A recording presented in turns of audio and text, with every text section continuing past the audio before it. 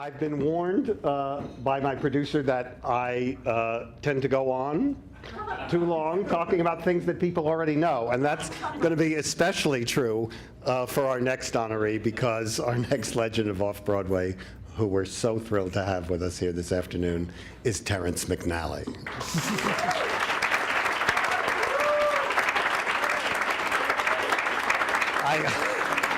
So I just want to say to you quickly that if there's an indispensable playwright for Off-Broadway, it has to be Terrence McNally. His work spans 5 decades, right up to this year's And Away We Go at the Pearl Theater Company.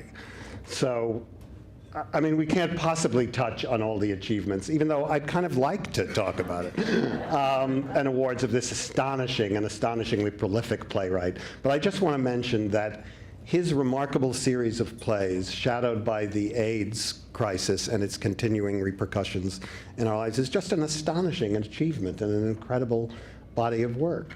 From Andre's Mother in 1988 to this season's Tony-nominated Mothers and Sons, he's chronicled the human costs of the epidemic with humor and with humanity. And I remember seeing Lips Together, Teeth Apart the first time years ago and being so moved and touched by it. And then, of course, there's the moment when you get what the title means, you know, which is also kind of exciting. You realize that he's not just powerful and moving, he's got some nerve, and he's naughty as can be. So, and I remember A Perfect Ganesh, and everyone remembers Love, Valor, Compassion, which transferred to Broadway from MTC in '94, winning Best Play Tony. And here I said I wasn't going to go on, and I'm doing it. Ladies and gentlemen, please help me welcome Terrence McNally.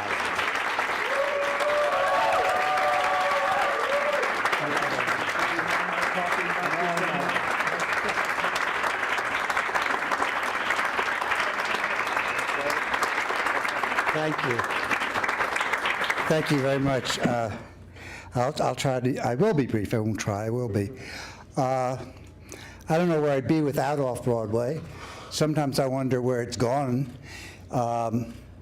When I did And Away We Go this year, I found myself thinking, I don't feel part of the Off-Broadway community anymore. I'm doing a play at the Pearl Theater.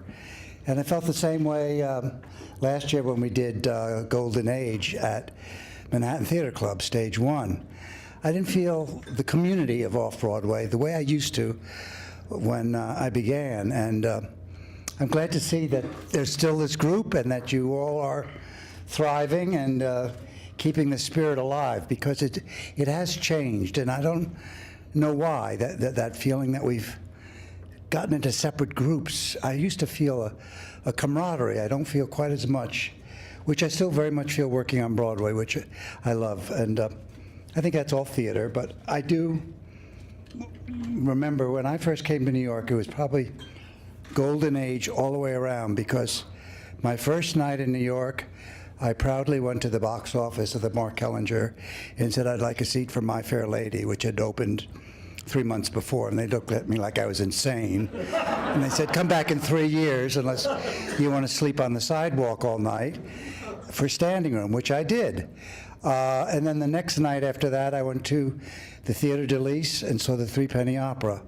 So, and not a few months after that, there is some theater way up on Fifth Avenue run by something called, I think, New York Shakespeare Festival then. And I saw the best production I've ever seen of Antony and Cleopatra with George C. Scott and Colin Dewhurst, with actors sitting on benches. And that was the only throughout the play. And they stood up and came down stage when they had actual scenes. And it was one of the greatest evenings of my life. So in my first couple of months in New York, I'd seen the best of Broadway, the best of Off-Broadway, and the best of what I call rogue theater, how people keep inventing themselves and finding a way to put on plays despite the harsh economic realities, the difficulties. I was so happy to be a partner. I lost to AIDS, was one of the founders of Rattlestick Company, and they're about their 10th or 12th year now. And you just have to say Rattlestick now, and people say, got it, and they show up at 8 o'clock. when they started that company, it was, you mean Rattlesnake? No, Rattlestick. Where is it? Waverly and Fourth. Oh, I could never find that address. Waverly and Fourth. So it's still possible to dream the dream, and in under little over 10 years, people know where Waverly and Fourth is, and that it's Rattlestick and not Rattlesnake.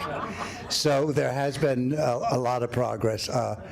I'm delighted to share this with a playwright I admire enormously, Mr. Wallace Shawn, and he's a great actor too, and I'm very honored by this. I thank you. I'm sure I'll be back to Off Broadway. I'm sure I'll be off. I've got a regional thing coming up in a couple of weeks, so you know, we all go where the work is, and this city is still my regional theater, and I hope to always be working here. Thank you very much.